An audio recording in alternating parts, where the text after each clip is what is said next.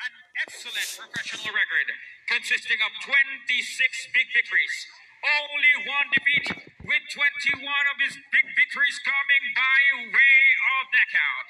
Here's the former world title challenger and the former WBC interim world bantamweight champion, ladies and gentlemen, proudly representing Sunman Boxing Gym of Genegal, Santos City, here is Raymond Assassin Gabalio. Once again, to give instructions, here's the veteran referee, Sammy Bernabe.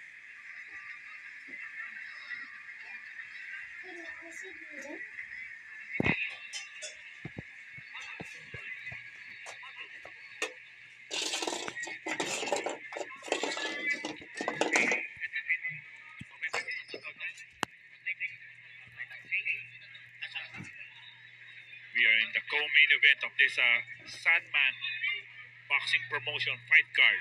Raymond Gabalio, the WBO #1 bantamweight rank, Round number 1 against Kebun Torres of Mexico.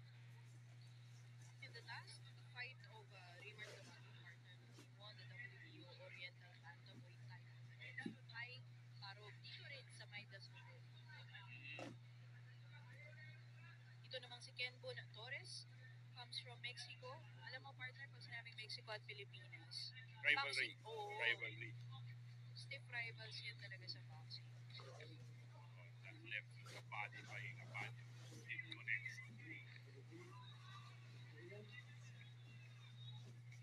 The assassin goes to the body. He's working early on dito sa fight na to. I'm speaking about Gabalio. A quick and agile Raymond Gabalio starts off in round 1 with those rapid-fire punches. Mukhang ininsayo talaga yung ni Gabalio yung left hook niya.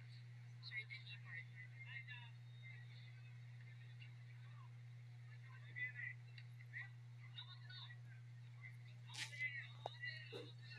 Kenbon Torres is actually coming from a win also against Cheng Yang. This is in Vietnam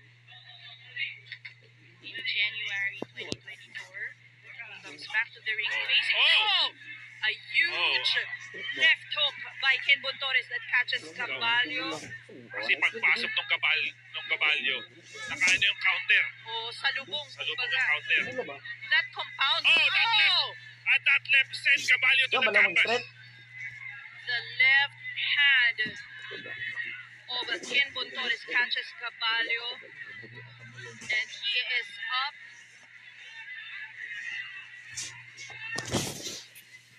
Goes to the body. Kenbon Torres. Again, Another. Gabalio is down on the second time on this fight. This a little bit rubberized leg for Gabalio, partner. There you have it. Kenbon Torres capitalizing on those two knockdowns with 45 minutes left on that round. Gabalio with his hands up, trying to cover up. Oh, that upper did connect for Torres again. What a stunning win by Torres, beating WBO #1 fighter by a first round KO, partner.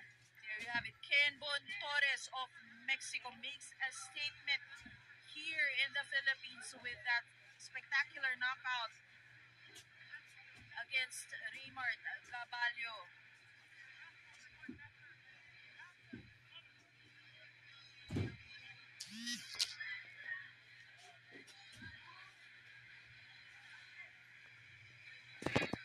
This is a great up With that straight, and then he with all the power of Torres on that left, partner.